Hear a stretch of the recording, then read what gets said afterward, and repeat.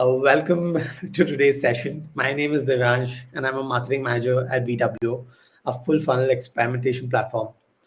In a world which is loaded with information, how do you differentiate valuable suggestions from insincere ones? This holds true for experimentation or life in general. Feedback can truly improve all possible outcomes when it arrives in time, and thankfully, we have Richard who has mastered that philosophy for us today.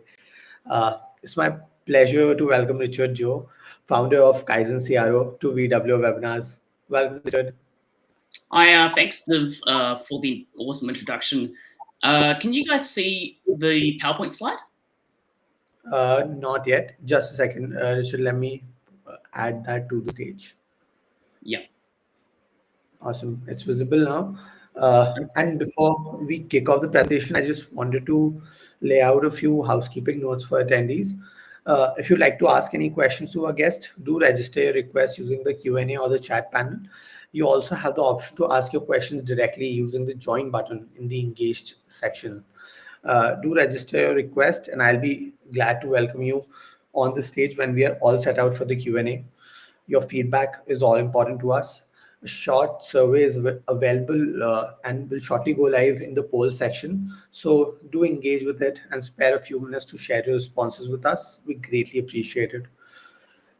With that, Richard, please take it away. Awesome.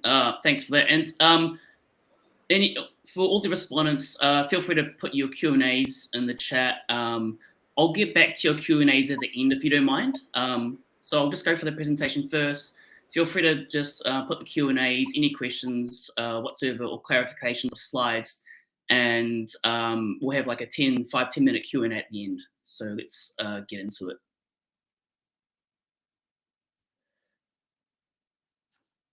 Okay. So today I want to talk about the crucial role of feedback loops in A/B testing. And I'll just give you a brief introduction. So my name is Richard Joe. I'm the founder of Kaizen CRO. We're a CRO agency that serves e-commerce clients. Also got the pleasure of being one of the hosts on the Experimentation podcast. And as you can see that on the left-hand side, this is actually a screenshot of me interviewing Tom Wessling from Online Dialogue. And I had a pleasure of talking about A/B testing, and we had this hot topic that got taken totally out of context about how CRO will die, and then that went quite viral on LinkedIn, and people were like, "Oh my gosh, CRO is dying," but it got completely taken out of context. And yeah, anyway, I've had the pleasure of interviewing many CROs and experimentation experts from all around the world, and happy to share insights and learnings from them, and just give a lot of value to our audiences. In the middle there is a screenshot of me deadlifting. That is deadlifting 180 kilos. I don't know what that is in pounds, but it's 180 kilos for a 2-rep maximum of 180. My ultimate goal was to do like a 1-rep max of 200 kilos. Didn't get there eventually, but learned a lot from powerlifting. I'm also into like Muay Thai, which is Thailand kickboxing, bike riding, and if you have a look at the like over there, just behind me, there's some Transformers behind me. I'm a big fan of Transformers. I'm a kid from the 80s, and yeah, love Generation 1 Transformers. Yeah, so I am also married to Mabel. So that's a picture of us on the Sydney Harbour Bridge. I've been married for 4.5 years. I live in Sydney, Australia. Just in case you're thinking, like, why is your accent not exactly Aussie? Just to clarify, I'm actually originally from New Zealand, and I've been living in Australia for 6 years now. So let's get into it. So today we're going to be talking about iterating beyond the roadmap, and we're going to learn how to refine and iterate on past tests to continuously improve conversion rates and gather new insights. And we're also going to be learning how to adopt a growth mindset. And this is all about embracing challenges and viewing failure as a learning opportunity and applying these lessons to future tests for better outcomes. So I want to first talk about the limitations of rigid roadmaps. And you'll probably recognize this situation. It's a common situation. You launch a test, you get some learnings from it, but you get into the habit of, putting your learnings away in your test library, and then your learnings library, and then shelving these tests and not iterating on them, whether they win or lose. And then you just move on to the next test in your roadmap because that's what's been laid out there for the past 6 months. And the problem with this is you'll lose out on further learnings, conversions, and hypothesis validation. And this results in additional learnings and potential increase in conversion rates being left on the table. And as time and resources, more valuable time and resources, have already been invested in developing your initial hypotheses and tests, the question you should be asking yourself is, can I iterate on them more? Can I push the envelope further? Can I squeeze more out of what I've already put in there into my initial investment? So I want to talk about the power of iterative testing cycles. And this is a process of launching a test, learning from it, and reiterating it and launching a follow-up test. And the result of this is that we squeeze more learnings and conversions from the test ideas. We learn more about what customers like, what they dislike, and we get more wins on the table. And hence the analogy of squeezing the lemon. So I think it's important to introduce you to the concept of Kaizen. The Japanese word Kaizen means improvement or change for better.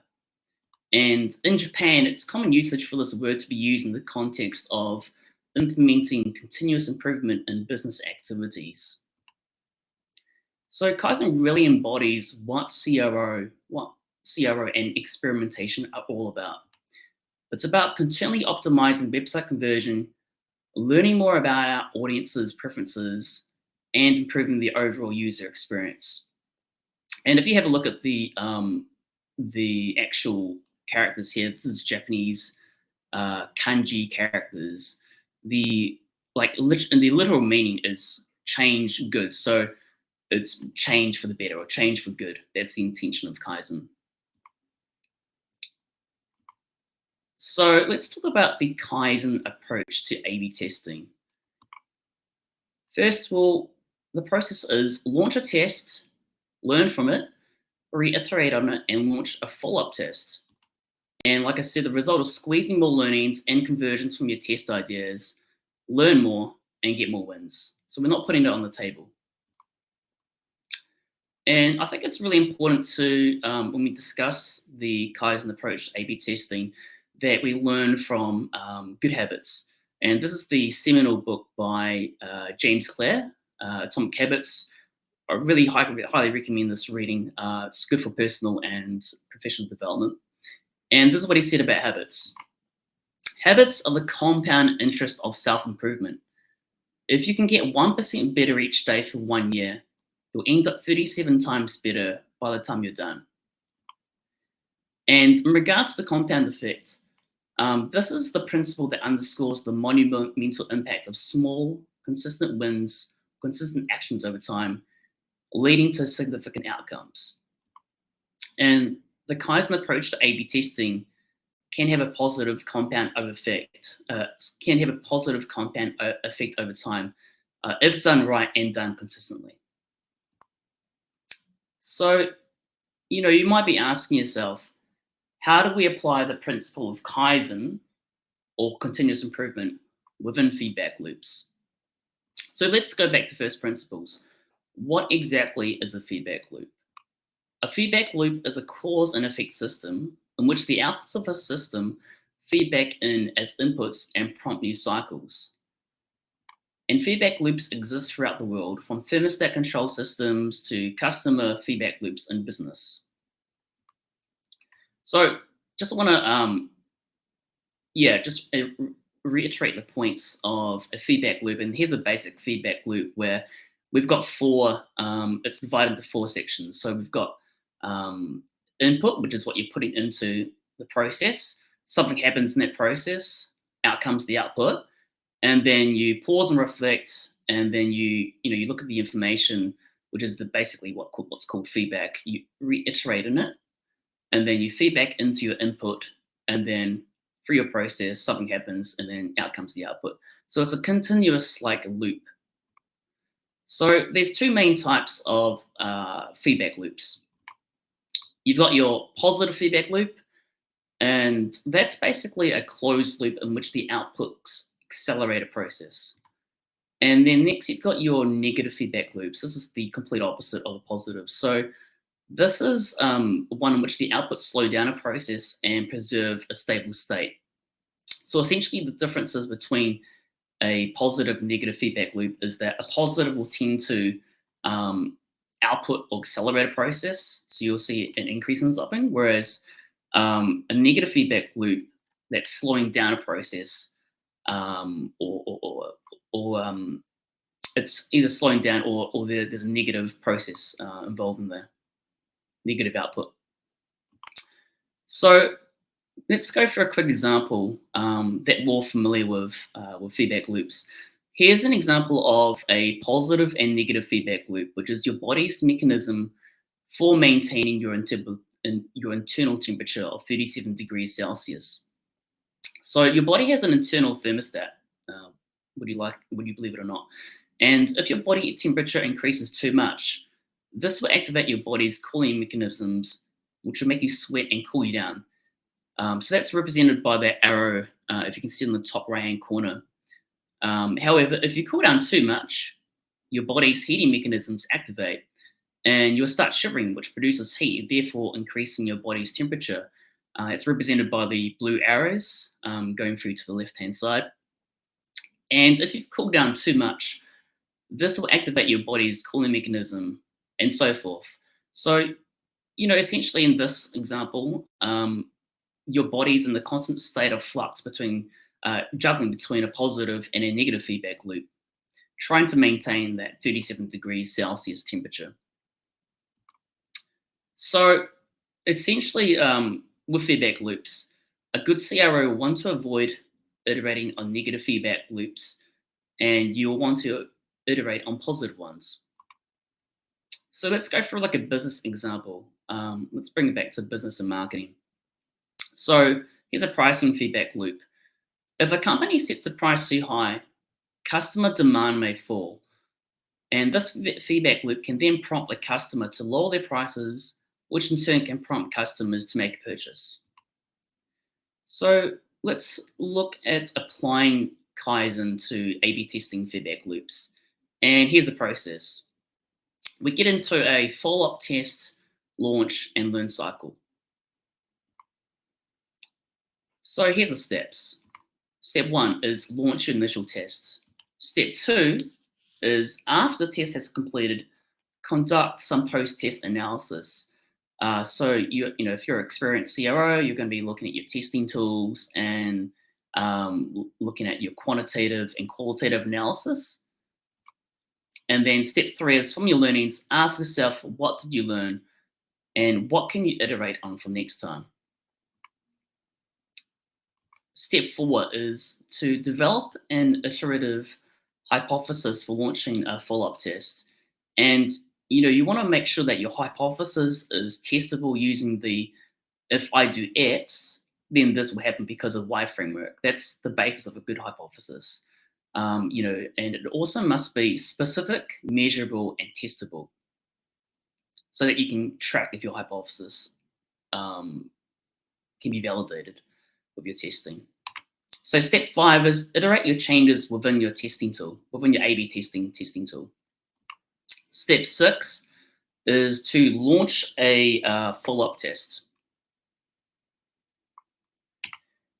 Now, step 7 is once the test is completed, again, do post-test analysis, looking at qualitative and quantitative data.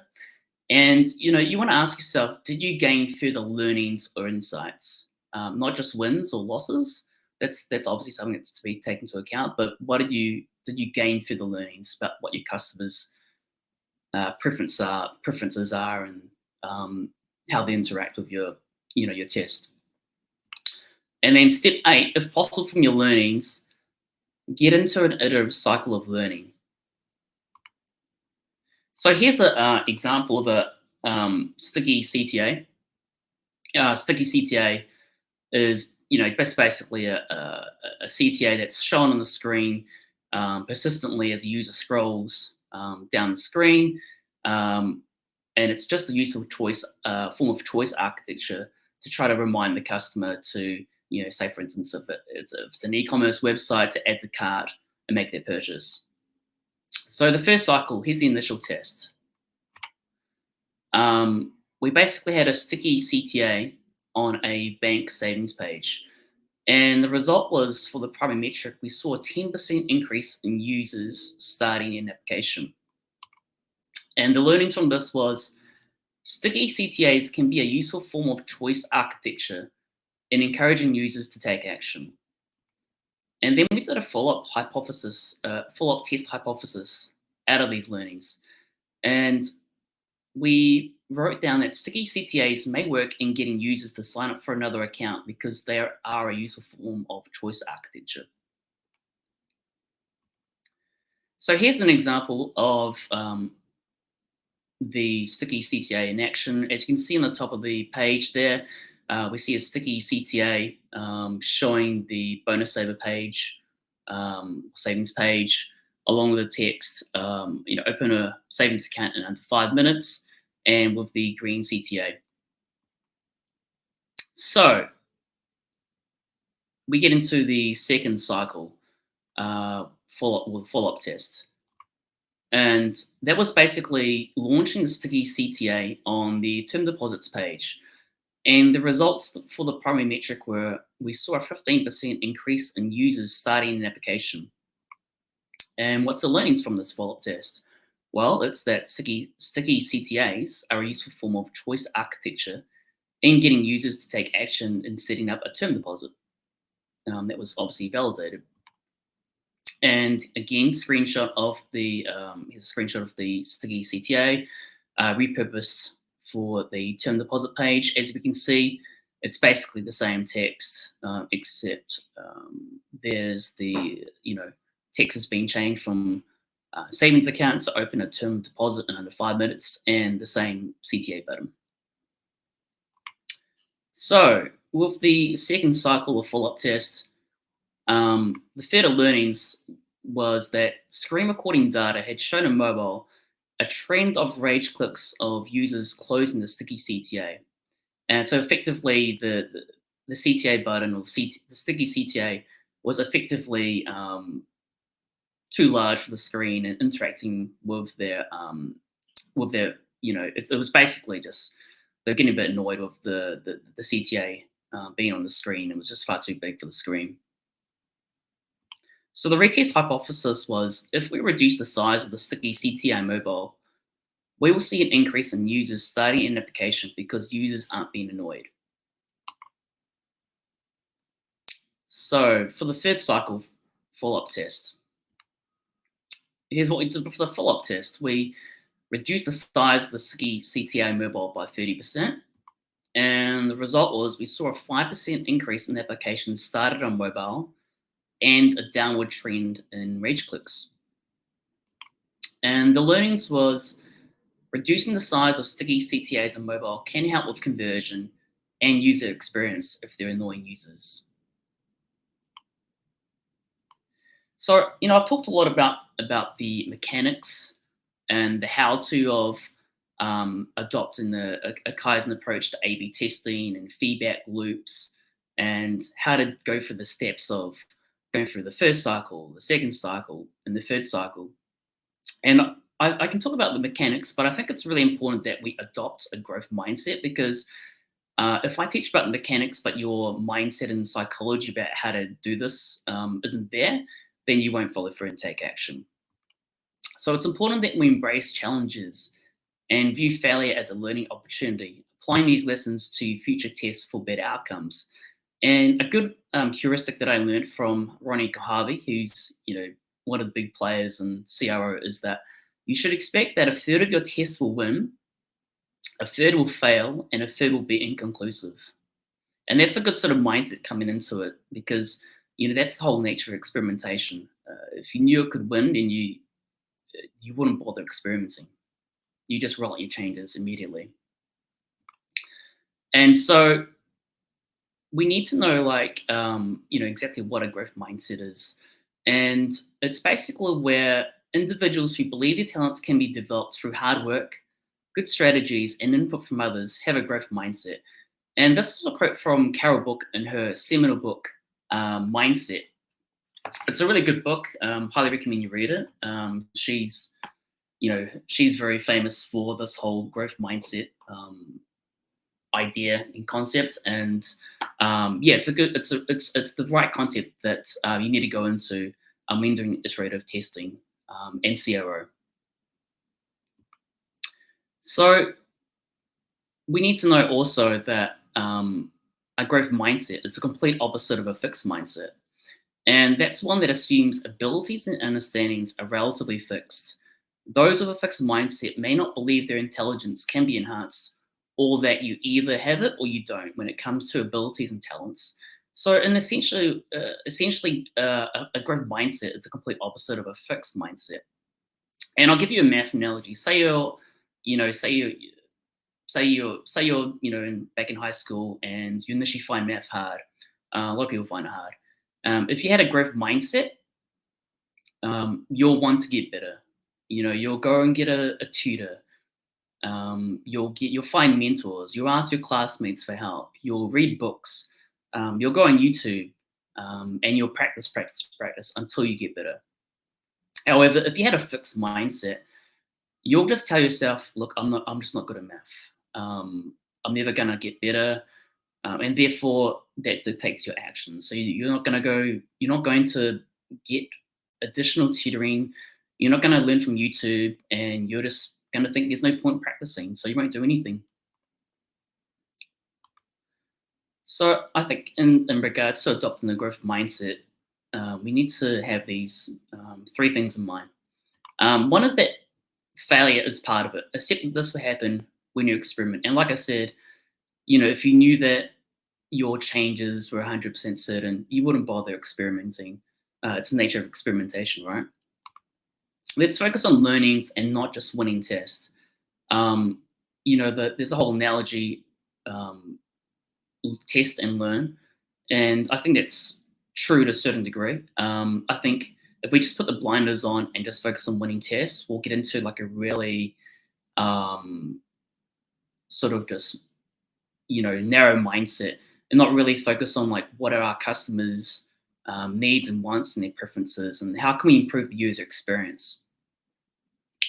And I think it's important to know, like, whether your test wins, loses, or is inconclusive. What can you do moving forward? Like, how can you iterate on your test? How can you get more out of it? And I think it's also important to embrace the concept of failing forward. This is not failing for failing's sake, but failing forward is, how can we fail forward in our iterative testing to improve conversion and the customer experience? And a lot of people think that success is a very linear sort of thing, that it's just a straight line, linear curve. But success really involves a lot of like trying and failing and getting into feedback loops and iterating on things. And it's a very messy process that hopefully, if you do it right, there'll be a graph that goes up and to the right, but it's not going to be a nice, pretty straight line.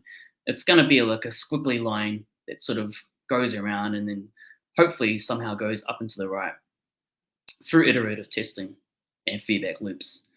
And here's a quote that John C. Maxwell talked about in his seminal book, Failing Forward. He said, "Fail early, fail often, but always fail forward." And I really recommend this book. It's a good read. So let's go back to the sticky CTA. In reality, we actually reiterated this test first on an everyday account. And to be honest with you, the results were inconclusive. Now, remember, if we had a fixed mindset, it would have been very easy to give up that point and think, okay, well, sticky CTAs, they're not going to work on any other account. I won't bother testing on it. I won't iterate on it. I won't improve the, maybe improve the user experience. That's a very fixed mindset sort of way to go about things. But with the growth mindset, we actually reiterated again for the turn deposits page. And as I told you before, the results were positive. There was an increase in users who wanted to start a banking application. And that's the growth mindset in action. It's not just about just because you fail, it's not a reason to sort of give up at that point. But you got to think about, how can I fail forward? Like, how can I apply this test to another page, or maybe redesign the test, or rethink my hypothesis and really like refine it. So you might be asking, how long should you iterate for? And I'll give an analogy of squeezing the lemon from Daphne Tybin. And she had to talk about this. And, the initial first squeezes will give you good returns of squeezing the lemon. You might get good returns for like the first 2-3 squeezes. But if you keep squeezing for too long, you're going to get diminishing returns, and maybe a few drops will come out.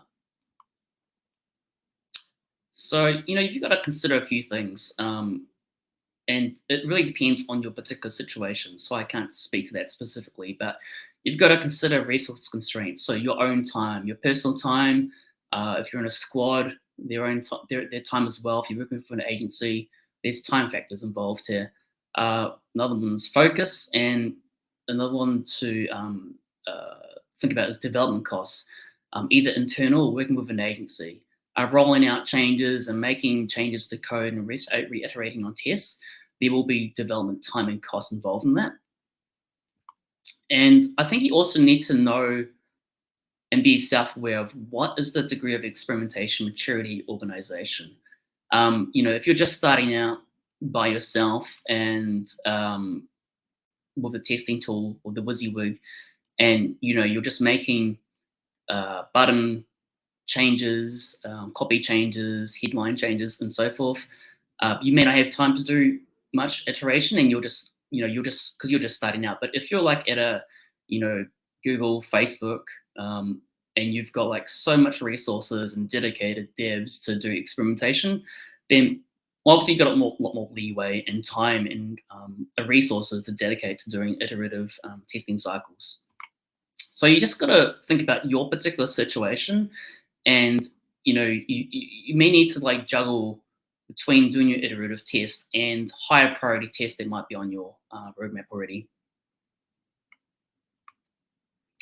So in summary, following rigid roadmaps leaves fruit hanging on the table. Adopting the Kaizen approach to feedback loops and A/B testing can unlock many benefits. And having a growth mindset is important in failing forward.